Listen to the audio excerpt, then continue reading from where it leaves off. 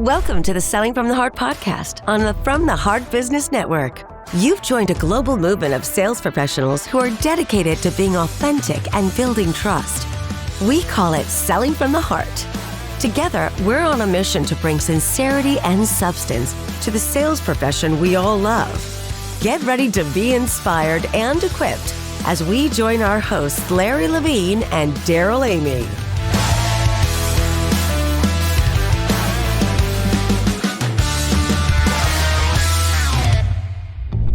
If you're a high-performing salesperson, you know your time is your most valuable asset.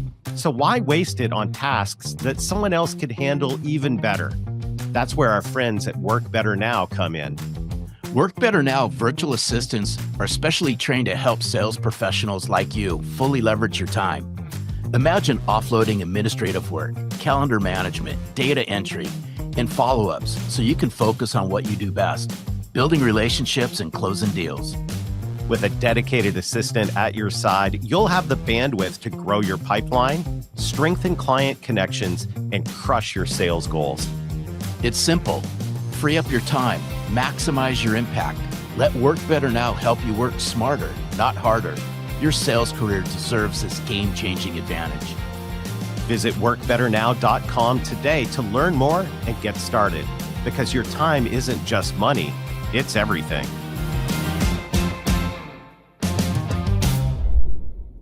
Welcome back to the Selling from the Heart podcast. Your co-host, Darrell Amy, here today with Larry Levine. What's going on, Larry? Oh. Hey, as I always start this off, another great day here in Selling from the Heart. We're into summer. We have a great guest today. Something tells me we're not going to be at a loss for words, Darrell. We are going to be meeting the creator of the DEB Method, Debra Eckerling, goal setting, goal getting. Just get ready. This is going to be a dynamic episode. We've got so much to be excited about right now at Selling from the Heart. But the thing that's the most exciting is the community of people all over the world that are saying, hey, this is me. I want to sell from the heart. I sell from the heart. I believe in it. These are my people. Yeah, and I got to give a shout out. In fact, Darrell, you're going to know this person. I'm going to your neck of the woods where you were raised in London, Ontario, Canada. All right. I want to give a shout out to Dave Penrith. Darrell, you know who Dave is. I do. Great sales leader who's integrating selling from the heart. He's waving the flag. Dave, we appreciate you. And more importantly, I like going to Canada, Darrell. Hey, absolutely. We had a good time. I had a good time showing you around. And Dave, you're a class act. It is, it's such a great thing that you're part of our community. We appreciate you. We appreciate everybody who is out there selling from the heart. And a huge part of sales success is goal setting. We've got to have goals. And today's guest brings something to the table that every one of us need: clarity and a strategy we can actually act on. We're thrilled to welcome Debra Eckerling. She's the creator of the award-winning DEB Method. This is a proven system that helps high performers like you turn vision into victory. She is the best-selling author of 52 Secrets for Goal Setting and Goal Getting, and she's a powerhouse coach who helps busy professionals get laser-focused, stay accountable, and hit what they aim for. Her approach simplifies goal setting so you can stop spinning your wheels and start closing more deals, all by aligning your daily habits with your deepest objectives.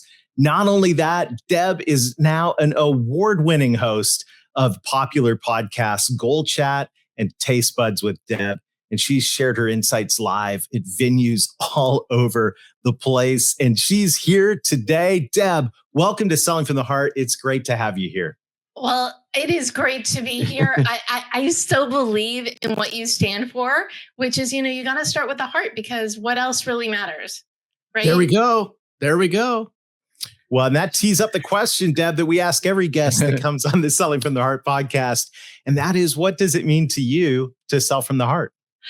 I feel like I spoilered my answer, but this is the thing, and we talk about it on GoalChat all the time. That word authenticity, it's like it gets cringy, because when people try and fake authenticity, that's like a trend, right? To fake who you are. But for me, selling from the heart just means being who you are, really leaning into your uniqueness, your gifts, and putting that all out there and showing the world what you love, which hopefully is, the product, the service, the you. whatever, right? Okay, so this is really good. So here's the $1 million question, Deb. You've already answered what's it mean to you to sell from the heart. But who is Deb? What makes Deb Deb? Wow. How long is your show? I am on a mission to change goal culture in and out of the workplace. So many people think that goal is a 4-letter word. Okay, it is. The goal is a dirty word, like, ew, goals. But actually, goals are magic, because when you really look at the life you want to create and make a plan, anything can happen. I don't know if I answered that question, but no, it's all good. What I believe it. No, I love it. Hey, that is your passion. And that's why we're so excited to have this conversation with you as well. Goals. We've got a great audience of sales professionals all over the world. And I'll tell you something we all know about the sales profession is, as a sales professional, you have goals set for you. And the company has goals. It's called a quota. It's called a condition of employment. And there are goals. But I have a sneaking suspicion that as you speak to us today and coach us along in goals, that we need to go way beyond the goals that our company sets for us and have goals for ourselves. I'm curious your thoughts on that. I don't have to say it. You just did. And going back to, changing goal culture, the companies that get it, that want their people, their teammates, they want them to succeed in all aspects of their lives. The ones that succeed are going to ask their team, what do you want? Beyond and in concert with this gig. And maybe they want management. Maybe they want continuing education. Maybe they just want to be left alone on the weekends. So they give all of their heart to the job during the week. That's fine. But if you don't ask, you're not going to know. And if you're not supporting your team, they're going to go somewhere else. It's really that simple. And I'm sure you're going to ask me this, but we'll get into, I think most people do goals wrong. They're thinking about the end result, and the end result is important. But if you don't start out with the foundation for your goals, you're going to be spinning in circles, or you're going to be reaching for a goal that you didn't actually want. You're chasing money, you're chasing fame, you're chasing the next client. But if it's not coming from you, from the heart, you might end up at the finish line, but you might not be happy. That's not okay.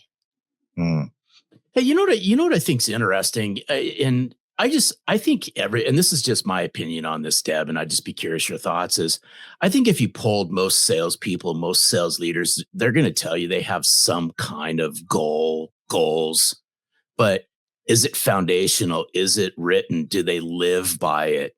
Is it a working, breathing, living document that they work with? What are you finding out, in your journeys and you working with salespeople, sales leaders, and in your line of work? Is there's got to be a difference between those who say they have goals and those that actually live their goals because it's foundational, it's in writing.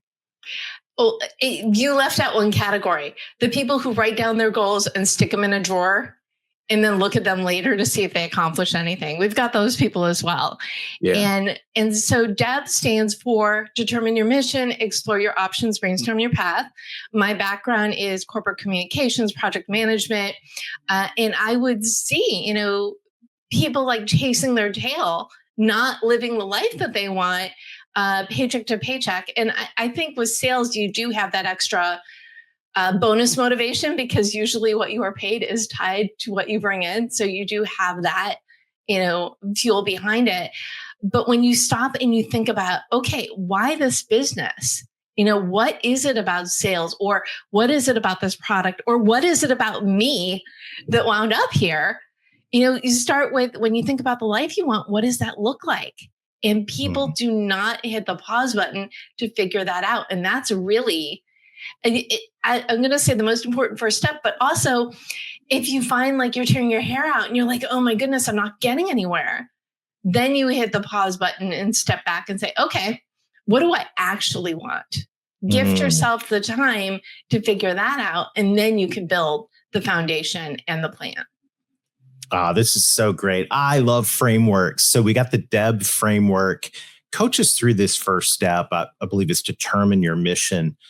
What should we be thinking? And I love this idea, the gift of giving yourself the gift of time to really contemplate this and work through it.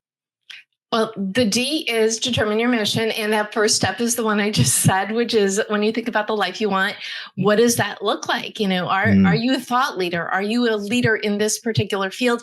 Or do you just want do you want work-life balance? Is that the priority for you? From there, you write your current bio, but really leaning into who you are, what you believe, what you want to create. And then write a future bio. And I used to say, do you remember what it used to be? Where do you see yourself 5-10 years from now? Like that time actually makes sense anymore. So I usually say for future, what do you want to be celebrating in a year or at the end of this year or by your next birthday?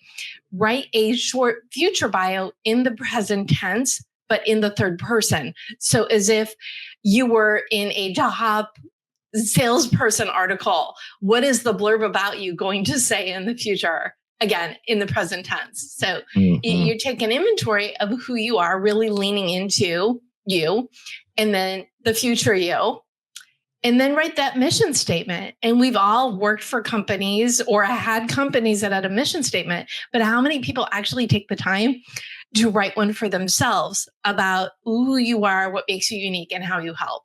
Because when you get that fuel of helping others, that really is going to, attract people to you, but you to opportunities. And because mission statements, when they're done right, are long and clunky, we have the motto. And that is a short 3 to 5 word phrase or a title. It was really funny. I was at an event and I introduced myself as the goal whisperer. And then I said, that's not right. I'm a goal cheerleader. Deb whisperer. Those 2 words don't go together. But think about what is that phrase or that theme song that's going to motivate you, but even more importantly, guide you on your journey as you are working towards your goals. I really, really, really like this. And I still want us to play on this mission statement, but I'm glad you brought up this personal mission statement, because unfortunately, there's a small percentage of people out there that actually have one. Coach us through, because you said just short, right? I just believe short, concise, right to the point, something that's you, that you can own, that you can clearly and concisely convey. Coach us through the people that are watching this are going, hey, you know what? I like this idea about a personal mission statement. Where do I start? How do I craft one? Just give us is there a framework they can use that they could actually just think from it and go, pluck. I'm going to put this in there. And then here's my personal mission statement. I'm just curious. Well, sure. Fill in the blank. I am a blank with this blank background who does blank that helps blank do blank. That easy enough for you? Or we'll put it in the show notes. Well, in your whole guide, my book that came out in 2020, 6 weeks before the world changed by circumstance, out came my book to help people embrace change by choice or by circumstance. But it goes through all of this in detail. But that's really the crux of it. Mine is to use my background, experience, and methodology to help as many people as possible figure out what they want and how to get it so they can live more fulfilled lives and in turn help more people. Like I said, long and clunky. My motto is goal setting simplified. So everything that I create, everything I put out in the world is with simple instructions, because changing your life is challenging enough. I made the instructions really easy. I love it. Well, we got the E in Deb, which is explore the options. Yes. A lot of people, I think I see a lot of people when they think of options, I think A or B. But I've always said, if you just have an A or B, there's always at least a third option, right? Or fourth or fifth or 20th. Exactly. Yes. And the thing about brainstorming, and Deb is really free writing brainstorm based. It's when you have to make a list, the first 10 are easy. And then the next 10, they're a little harder. If you have to make a list of like 50, whether it's 50 mottos or your to-do list or what's next for you, you have to really think, really dig in. And a lot of people, you're right. They're like, okay, I have this or I have this. That's how they end up working in jobs they hate, or getting stuck in a cycle because, oh, well, this is my education. Of course, this is my job, right? This is what I invested all this time and energy into. I have to do this. And even if you can't change your entire life, what you can do is use this system, this methodology to think of something else you can do, something that brings you joy. It can be a hobby, it could be a side hustle, it could just be some fun personal goal. But when you're doing these things, it's going to make you happier and you're going to be better at work. And so explore your options really takes you through this, I don't want to say maze because then it's the opposite of simple, but it takes you through this process of really honing in on, okay, this is my mission. What am I going to do with it? Mm-hmm. And the first thing is, and directed journaling, I've been calling it the duct tape of figuring things out, because you can use it for problem solving, decision making, but in this, or figuring out your mission, or in this context, figuring out your next steps, what you're going to do with your mission and motto. And the way it works is you schedule 3, 4, 5, 15-minute appointments with yourself. And during that time, you're just going to free write the answer to a very simple question or related series of questions, which can be, what's next for me? Or what do I want to do? Or I want to be the best salesperson out there. What marketing can I do to raise my visibility? Or, how do I meet new people? Whatever the question is, you do this 3, 4, 5 times. Do not read any of your babblings until after you've completed the exercise, and then go through, read it once, and then read it with a highlighter or a pad of paper and note the things that you mentioned more than once, because maybe you thought this one thing was the thing and you only mentioned it twice, but something else that was like fleeting, you mentioned like 5 times every time you sat down to write. And you want to pay attention to those things, because where your energy goes, that's where you're going to have the most success. Hey, so what you're saying, if I understood what you're saying correctly, is in explore the options, I'm just listing out everything. So there's right, it could be 20 things, right, in exploring the options. Then I'm going to go back and I'm going to reread these and I'm going to look for common themes. Is that the simplify part of this? So yes. Is there something that says, okay, I'm going to explore all these options, but then mentally I got to narrow this down to a couple, because a couple is achievable. I just think if there's like 4 or 5 of these things, could become overwhelming. So am I getting what you're saying correctly?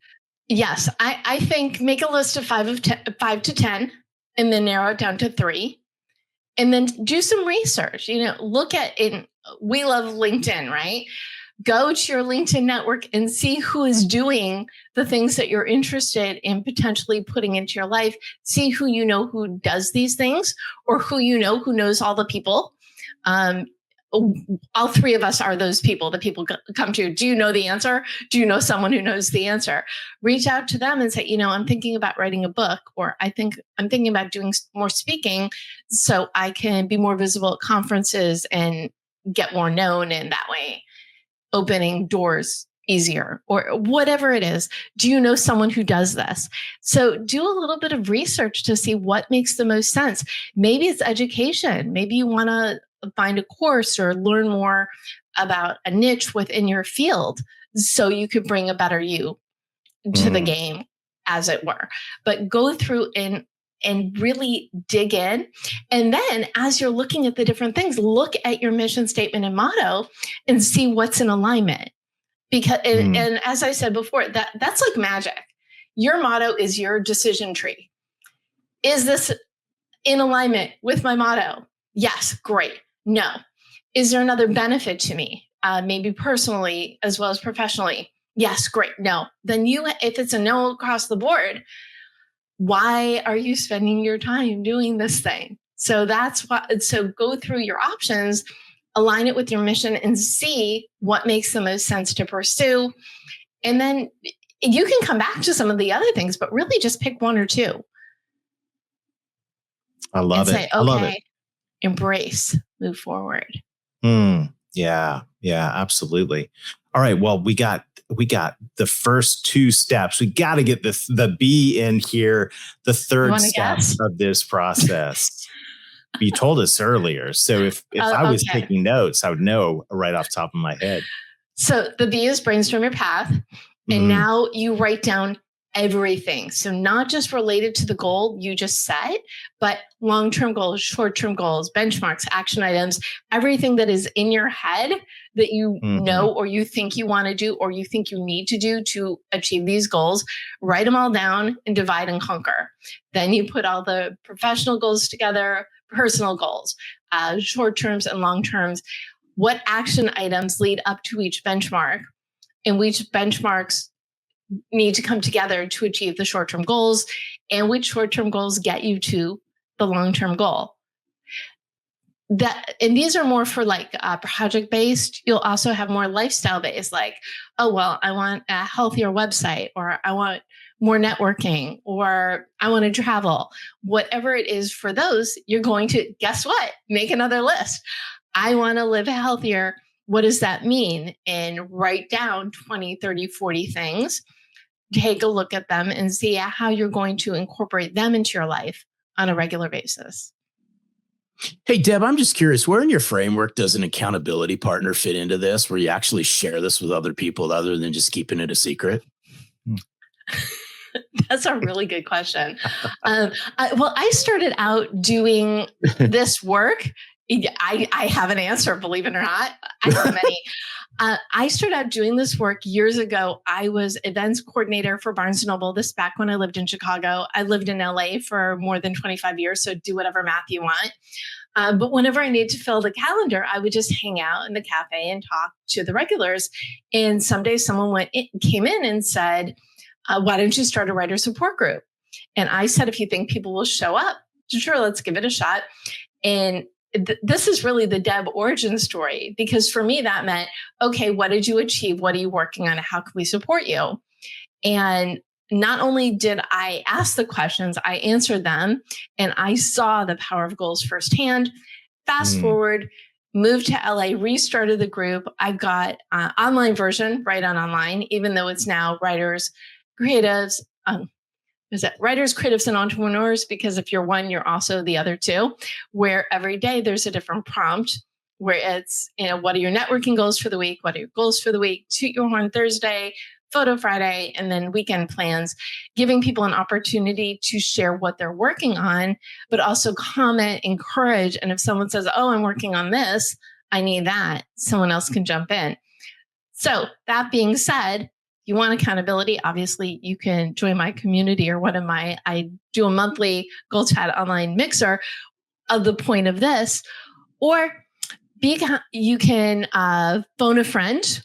Whereas I know people who they just do a 1-minute call each morning with a buddy, where it's like, what did you accomplish? This, what did you accomplish? This, what are you working on? This, what are you working on? This, great, talk to you tomorrow.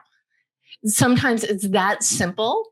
Or just be accountable to yourself. Keep the list and check it twice. Okay, it's summer. Keep the list. And I'm also a big fan of a win list, which is a great form of accountability. At the end of each day, I have a calendar appointment, usually goes off at 6, which says month, year, -wins. And I will go in and I will write the date and 3 wins for the day, and I will save it as tomorrow's date and tomorrow's appointment. And then the reminder will go off again. And the reason why this is so helpful and powerful, and deadlines are important too. That's a whole different tangent. But this way, when you're going through the process and it's taking a long time to get to these goals, you can say, oh, I'm getting nowhere. But then you look at your list and you're like, oh, I did all of the things. I'm making progress. I am getting there. I love it. I love it. These are undoubtedly crazy times. There's so much volatility, uncertainty, complexity, ambiguity. That doesn't even seem to describe most of the days that happen to me. And I know, we've been, especially ever since now here in 2025, since 2020, it's been a bumpy ride. Early before the show, we hit record on this, you were talking about why this goal setting in this moment, in this season, is such an important and maybe sanity generating thing for people. Can you unpack that for us? I would love to. And I find this is my favorite soapbox at the moment. When you have control over nothing, it's so important to remember you do have control over yourself, your goals, and your projects. And what I was going to use what you should do, but you're not supposed to say should, but I'm going to say it anyway. You should pick something that you can be working on that brings you joy. And it can be related to your job. It could be related to your side hustle. It could be just a hobby. It could be anything. But when you pick something that, and I call it a giggle project, because you're working on something and every time you think about it, you can't help but smile. When you have one of those, you can use it to decompress when you're stressed out about what's going on in the world, in your job, in life, or whatever, and just like think about it or work on it for a few minutes. Or if you're going into a situation, I had somebody ask me this question at a fireside chat a couple months ago, and it really stuck with me. What do you do when you've got a client that you have to work on, but you're not thrilled? I said, set some parameters for yourself. Find something that you love. Work on that for 15 minutes so you tee up the happy. Jump on over to the client project and then reward yourself with a few more minutes on your work afterwards. And she did it for 2 days. And the other thing I said, remember, you also don't have to work on this client every day. So maybe you have to work on them 3 days a week. You can get them out of the way Monday, Tuesday, Wednesday, and then you're clear another 5 days. She messaged me, I've done it for 2 days. I've got one more to go. I'm so happy it works. And I'm oh, yay. I mean, talk about instant gratification. She tried it right away. And the feedback was, it was great. So, but that's the thing. And you're also talking to somebody who released a book about joy, which is 52 Secrets for Goal Setting and Goal Getting. I interviewed 60 amazing achievers, including Larry, to ask them, what is your tip for setting and or getting goals? And the whole idea is it's a choose your own adventure. So if you need motivation or inspiration, you can either read it straight through or go to a section or pick a page. And then it came out in January. I live in LA. There were some fires. There were some other things going on in the world. And so here is this book designed to help people up-level their lives, and no one's having anything of that. Fortunately, I feel like people are they've had enough of having their lives hijacked by drama, and they're ready to do their thing, which is great for me. I've been talking a lot lately. But that's the whole point of maybe you just need one thing to take for a spin and see how it works. And if it works, do more of it. And if it doesn't, there are 59 other things that you could test out. But the point is, you deserve whatever life you want. Take it. Do the things that you need to do. Even if it's a little at a time, you're going to get where you want to go. It's the simple, hey, Darrell and Deb, it's the simple things. It's all control what you can control. Right. You can't control all this other stuff, but you can control how you show up and the goals you set for yourself. Just make them really simple. That's what I love about all of this.